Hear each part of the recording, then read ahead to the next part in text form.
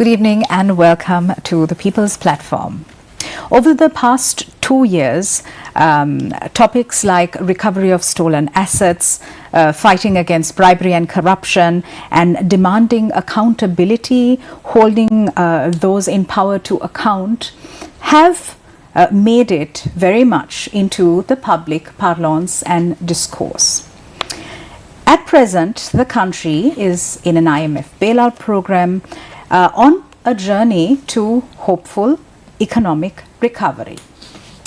In this backdrop, we thought of discussing the anti-corruption discourse in Sri Lanka. In particular, recently, the Civil Society Governance Diagnostic Report on Sri Lanka was recently launched by Transparency International Sri Lanka with some fantastic recommendations. So we thought of having a discussion on what the report entails and what's the way forward. My guest tonight is Lasanthika Hettiarachchi, Attorney at Law and Manager Advocacy and Research at TISL. Good evening and welcome, Lasanthika. Good evening, Sonali. Thank you. Lasanthika, let's talk about this diagnostic report. It had several key recommendations. The report was a result of several co-collaborators working in consultation with each other. Speak to us about some of the recommendations that the report identifies in terms of ensuring transparency and accountability in Sri Lanka's paradigm. Right. So like you correctly said, now this is a civil society governance diagnostic report, right? So, so the basis of this is to diagnose the governance issues that are also sort of from a lens of anti-corruption. Right. So transparency and accountability lens is taken as a base, and to identify what the governance issues that are currently there in the country that has sort of underpinned this economic crisis we are in, and that has also contributed for us to actually go into bankruptcy as a country. So we are of the opinion that even though we are in economic crisis and a bankruptcy, it's not purely economical. Mm-hmm. The issue is not purely economical. It's more of a governance issue. So this actually, like you said, under the 17th program, the bailout program of IMF, in the extended fund facility, the agreement that was signed between the government and the IMF, there are some structural benchmarks. So one of the benchmarks in that list of benchmarks is actually to publish a governance diagnostic report by the government. Okay. So right now, from what we know, the IMF is working with the government on their governance diagnostic report. I don't think it'll be called the same exact name, but it's a in Sinhala it's referred to as Paripalana Vishleshana. So it's an assessment of governance, right? So the IMF also in this 17th program, bailout program, has identified that unlike other countries that they have worked in or with or helped, that corruption is one of the main issues that have caused us to get where we are right now. Mm. So that's why they have included a lot of corruption, anti-corruption related benchmarks into the agreement and asked the government assess your situation and identify all the governance issues that are there in the country. So like you said, a few organizations like Verity Research, PAFREL, National Peace Council, Center for Policy Alternatives, and Transparency International Sri Lanka, and also Sarvo there, together decided that we are going to conduct our own governance assessment of the country, because the scope of the governance assessment that is going to happen from the side of the government with the IMF is narrow. It'll only be looked at, it will be only looking at the macroeconomical issues. Mm-hmm. So sort of, for example, the indefinite postponement of elections will not be covered as a macroeconomical issue, right? So we are of the opinion that it doesn't actually capture the real grassroots governance problems that has led us here. So that's the sort of the basis of this report, and we have done this report, the assessment of the country.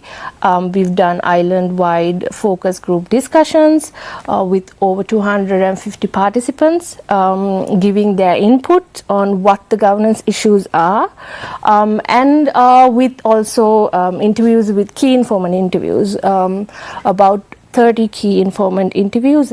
Experts of different fields have been consulted. And this research was conducted by Professor Arjun Parakrama. So that is the assessment we have done, and now we have launched it, and we are hoping that these findings, recommendations will also be considered in the review process that is currently happening by the IMF review team, who's in the country right now to conduct a review for the second release of the second tranche of the funds. Right. That will be after the governance diagnostic report of the government is concluded. But the problem is that the IMF is conducting that assessment in consultation with the government. Sure. Right. So these are the governments that were already there, same set of people being reshuffled, and which has also in a way contributed to the governance issues that are there. So it's a report that the government's report is sort of only consulting the government itself, not the people. It doesn't go, it's not in depth or locally led. So that is why we wanted to capture a broader area and actually go into details on what the actual governance issues in the country are. Super response. Lasantika, as you mentioned, corruption is a cross-cutting, cancerous phenomenon that is deeply embedded in the psyche of Sri Lankans. Yes. In terms of the report findings, speak to us about the different areas that corruption was found, as well as the recommendations to sort of overcome it. So basically, we have identified 34 recommendations, which we have conceptually categorized into 3 main areas. So there's a time frame for implementation of these recommendations. Immediate recommendations are what we think should be immediately, which are high priority and should be immediately implemented within 6 months of a time frame. And then there is short term and medium term recommendations. So short term is from 6 to 12 months and medium term are from 1 to 2 years, right? So the conceptual categorization of these 34 recommendations, the first category are the measures that you need to implement in order to enhance transparency and accountability of already existing systems, right, in order for us to get the required fiscal governance outcomes from this program, right? Then the second set of measures are the measures to improve macro-political economic stability and the sustainability. So there's 12 recommendations in that category, and the third category is the measures towards structural changes that are need to be done to significantly reduce corruption. So those are the 3 categories under which the 34 recommendations are categorized. And if I'm to speak about a few recommendations, so there are a number of recommendations on anti-corruption, public access, implementation of the public access to asset declarations under the Anti-Corruption Act, and then there are recommendations on transparency of tax exemptions that are given. Then transparency on these wastage of public resources that are being used sort of to give benefits to bureaucrats and political leaders, like for example we have asked to be completely transparent and publish a full report or keep publishing, giving information to the people on vehicles that are given to the ministries. Then there are recommendations on Siabok, what are the new Anti-Corruption Act has given a lot of new powers to the Siabok. They have been empowered and capacitated. So we have asked to give in their annual reports to list down what you have done using these new powers, right? Because we often hear the accusation that the Siabok is unable to actually implement the law and catch, sort of the bigger fish, because they are not resourced well. They don't have enough powers to investigate. So now they have been given all these powers. So we have said to list down what you have done using these new powers.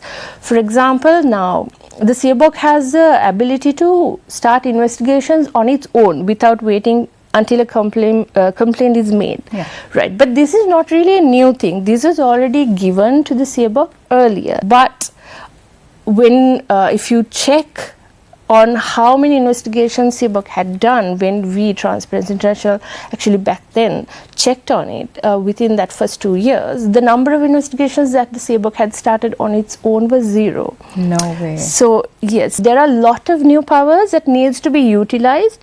So we have asked to list down the things, we have actually given about a list of 10 new powers and asking them to publish to the people in your annual reports in what way you have exercised these new powers. Then there are recommendations on debt restructuring, being completely transparent on debt restructuring, and follow-up actions on the recommendations given by the Auditor General.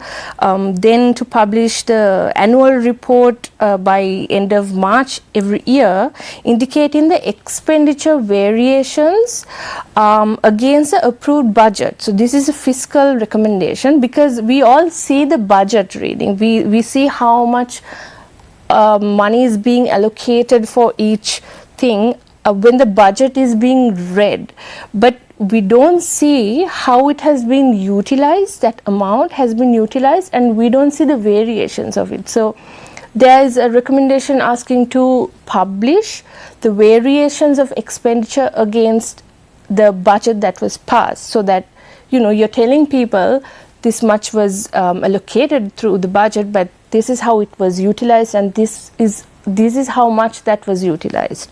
So there are fiscal related recommendations, and then there is a recommendation on environment impact assessment reports, being transparent about that, and also addressing the politicization of the public sector, establish a transparent selection assessment criteria, promotion criteria, which is transparent for people to know what these criteria are.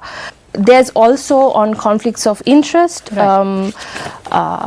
illicit financial flows, that is beneficial ownership, and then there are recommendations on complying with the implementation of proactive disclosure under the Right to Information Act. So that's also one area that is really sort of helping this to create this enabling environment for the corruption, creating corruption vulnerabilities, is that so the ministries are supposed to, under the Right to Information Act, actually publicize information to the people, but it doesn't really happen. Even though that is a law, proactive disclosure doesn't get implemented.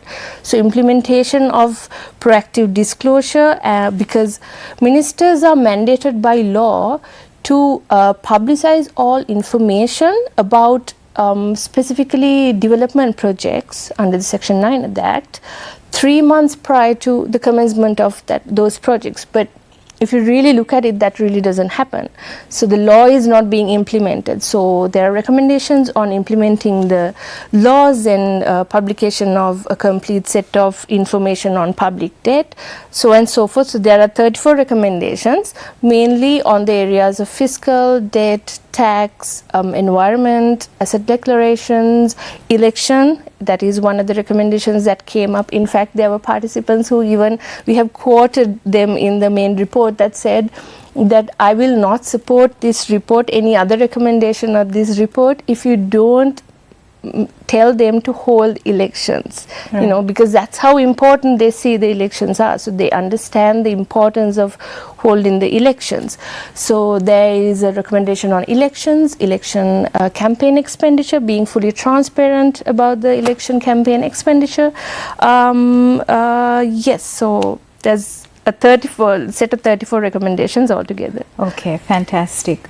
Lasantika, I'd like to juxtapose all of this knowledge, right, and fantastic recommendations with the fact that this now needs to be disseminated to the masses, because people oftentimes are not cognizant of their rights, of their entitlements, of what is owed to them by the state, as well as their responsibilities to the community at large. So there is this massive disconnect between all of this knowledge that is compiled by fantastic technocrats, professionals, economists, legal luminaries that we have, and the people who are just not given these data so that they can use it as a shield or weapon almost against those who try to sort of circumvent the system. So what do you think needs to be done to take this data to the people? Right. So what you said is exactly what is happening, right? For example, if you look at the protests that happened, right, back in 2022, that was when finally people realized that corruption is directly linked to their lives. So earlier they were very oblivious. They knew, people always knew there is corruption, there is sort of that these decisions are being made not for the public interest but for the interest of a few elites. But there was no ask from the people. People were not asking for accountability. People were not asking for transparency until it actually came home. Like the effects, the impact of corruption in the form of this bankruptcy and economic crisis started affecting them, and then only they started making the demands. So that is sort of, that has always been this culture we have where we don't question the decision makers and the decisions that are being made. So one reason for that is also, like you said, is the lack of awareness. The other reason is also lack of the will or the wanting to actually hold people accountable, right? Until it affects you, you don't care enough. So we do have a plan on disseminating this information to people. We have a plan in motion. We have a very wide, extensive advocacy plan surrounding these recommendations, because we want people to understand these recommendations and start connecting them to what is happening every day and realize and ask for accountability always. So that is one reason why this report is sort of presented in a way that, to the best of our ability, that we try to keep this very simple in a language that anyone just can comprehend. When they see it, they can understand what the recommendation is about. So there is an advocacy plan, and we are also planning to disseminate this report to all the constituencies, and also we will be holding media campaigns, whether it's online. We will also be going to the grassroots and convening. We convene most of the more than 100 CSOs that are working in the grassroots, working with the people, and sort of imparting this knowledge to them, so that they will take it forward and give it to the people. Okay, fantastic. Have you presented this report to the government? Right. So the report launch, so the government, including government members of parliament and the government, so the monetary board, the auditor general, even the central bank and government MPs, opposition MPs were all actually invited for the launch, and we did see a sort of very poor participation or attendance from the side of the government to the launch. Every other stakeholder actually participated, including the IMF representatives, World Bank, ADB was represented, the opposition was represented, but the government representation was very low at the launch. But we are definitely planning to take this forward and present it to the government in the future and try and have sort of meetings with the government, necessary stakeholders, on how they can sort of take some of these recommendations, if not all, to the governance assessment that is happening right now with in consultation with IMF. No, absolutely. And also the government is not the enemy, right? The government has to be a key stakeholder and a collaborator, and use this as an opportunity to not reinvent the wheel, but rather build on these recommendations. Exactly. So this is actually, we are sort of assisting the government in order to identify what the governance issues in the country are. So if the government is, in their assessment, is not, for whatever the reason, is not able to do a more comprehensive, more locally led, in-depth assessment. Now we have done it for the government. So this is actually something that the government can take into consideration in doing the governance assessment by the government with IMF, so that it will benefit, so that the reforms are not going to just be economical reforms, but governance reforms. Absolutely. So that we won't fall into this place again. All right. One of the key structural benchmarks of the International Monetary Fund was to put in place an anti-corruption legislation. And Sri Lanka has finally, following several rounds of consultation, enacted an anti-corruption act. Did you know that it comes into operation today? So this new act has some key progressive aspects and provisions. It recognizes sports-related corruption. It recognizes private sector corruption. Sexual bribery is identified as an offense on its own, and also public access to asset declaration is identified. I remember TISL has been one of the key stakeholders who has been campaigning for advocating for public access to asset declarations for years now. Speak to us about what these aspects that are good in the new Anti-Corruption Act, Lasantika. Yes, so Sonali, like you said, the new Anti-Corruption Act number 9 of 2023 is coming into operation today. And this act is basically a combination of the 3 main laws that were already existing in relation to anti-corruption. That's the CBOC Act, Asset Declaration Act, and the Corruption Law, right? So these laws have now been repealed and made into one whole act, Anti-Corruption Act.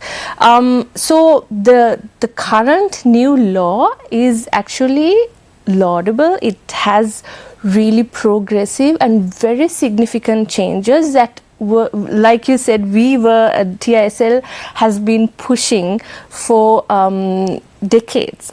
So now the new Anti-Corruption Act has so the asset declarations, the people, the persons who are supposed to declare their assets and liabilities have been significantly increased.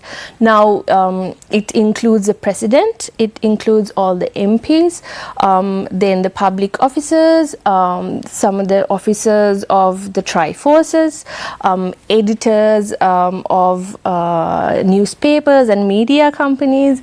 Also it is now applicable to even diplomats, and there are a long list of categories whom should declare their assets to the people and be transparent. So what is most important is that now the asset declaration was already there, but now you have public access to these asset declaration, of course to a redacted version of it.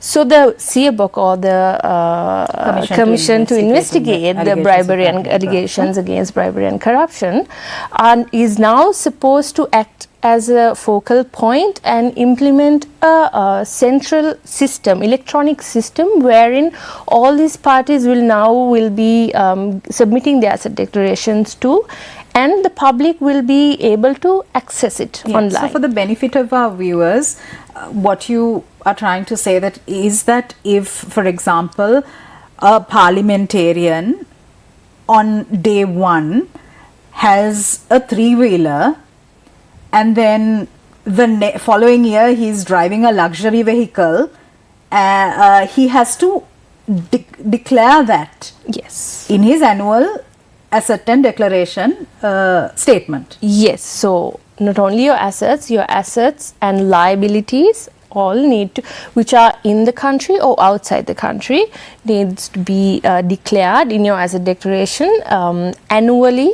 There are ad hoc declarations that the CBOC can ask them to declare. Right. So, for example, let's take Pandora Papers, for example, So when a revelation like that comes up, or if the CBOC gets to know about maybe a new vehicle, maybe a new mansion, so the CBOC now has a power to actually ask for the information for further declarations.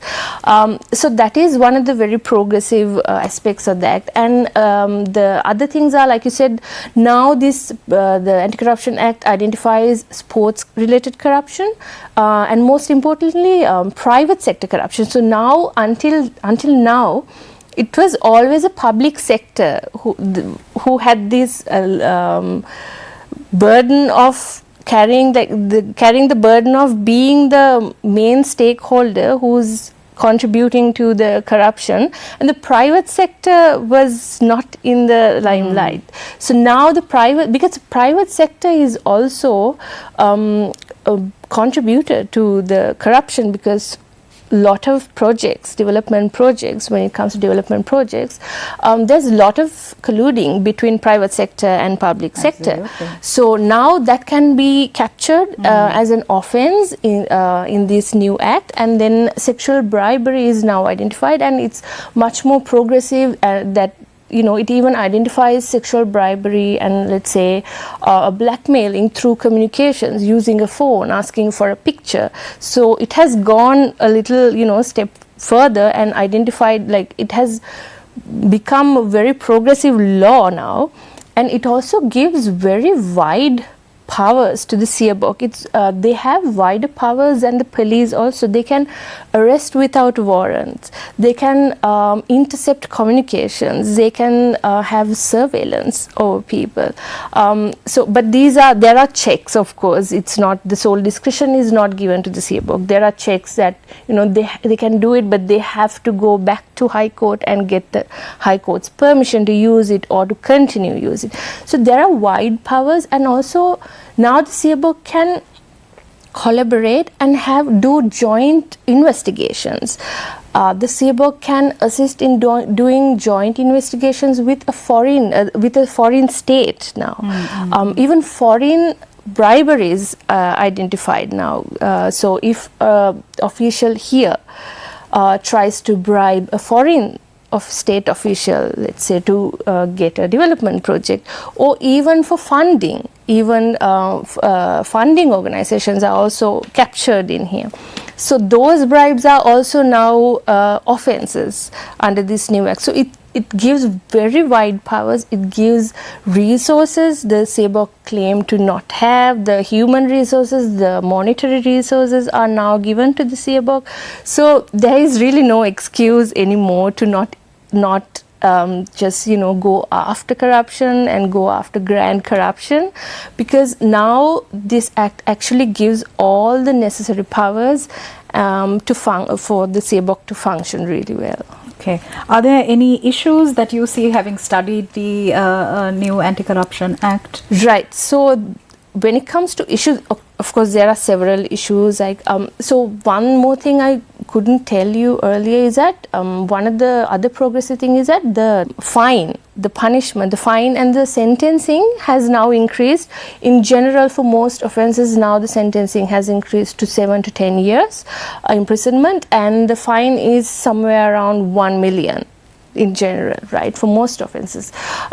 But then there are few offences where for example, giving false information in the asset declaration doesn't really attract a 1 million fine. The fine is much more lower, if I'm not mistaken, maybe 100,000. So that's not enough. But one of the major issues we see is that there are sanctions for everyone if they don't submit their asset declaration, except for the electoral candidates. So under this act, the electoral candidates are supposed to submit their asset declaration with the nominations to the Election Commission as well as to the SABOC, like everyone else. So they have to submit it to 2 places.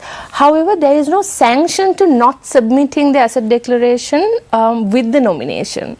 So ideally there should have been a sanction of maybe invalidating their nomination or something, because it defeats the purpose otherwise. People should be able to see the asset declaration that comes at the time of the nomination and take informed decisions. So that is one of the major issues, that there is no sanction for electoral candidates for not submitting their asset declarations. Then the other thing is the act limits anyone who makes a complaint from publicizing it. For example, even TISL now is not able to publicly tell people that we have filed a complaint against this person or this institution. So publicly publicizing the fact that you have made a complaint to the SABOC is now restricted under this act. Because previously you could? Yes, previously we could. However, that possibly could, I guess, prejudice the other party's rights. So from what we are told, that's the sort of the rationale behind it. In case there are frivolous complaints. Yes, but then the act also has a separate sanctions for frivolous complaints or false allegations. So, but I suppose there is also both sides to it. But now you cannot talk anything about the fact that there are complaints filed against anyone. So you can't reveal that information. But those are the 2 issues that we see in the act, other than minor other issues. Also, I must also mention the translation. When it comes to the Sinhala Act and the English Act, we all know that the Sinhala Act prevails, right? So, but now we have come to know that there are discrepancies in the translations, right? For example, the Constitution Council, the commissioners are supposed to be appointed by the President on the recommendations given by the Constitution Council. So now they have there's a good mechanism to protect the independence of the commission, right? So it's not just the will of the president anymore. But and the same goes to the Director General of the SABOC, appointment at the Director General. But however, in the Sinhala Act, the Constitutional Council is referred to as the Vyavastha. Instead of saying Vyavastha Dayaka Sabhava, it says Vyavastha Dayaka Mandalaya. So that's a big discrepancy when it comes to the 2 acts, because we don't have a constitutional board. So there are issues like that. Right. Typography. Yes, but it might be a typography, but it's a big loophole in the law. Sure. So other than that, the act in general is a really good act. But as always, I think in Sri Lanka the issue is implementation.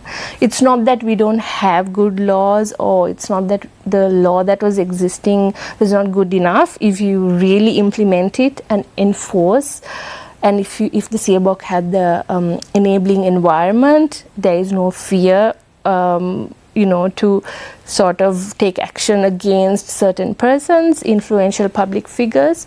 We didn't have this culture of impunity, I think the laws that were already there were also sufficient to, sort of for CBOC to actually go after corruption. But, it comes down to implementation and enforcement for even such a good act to be actually taken proper use of. Okay, fantastic. This was very comprehensive. Thank you so much for sharing your perspectives. Lasantika Hettiarachchi, Manager Advocacy and Research, TISL, also Attorney at Law. Thank you once again. Thank you, Sunil. Thank you for watching us. We'll see you again on Tuesday with the Sinhala edition of the show. Have a safe weekend. Good night.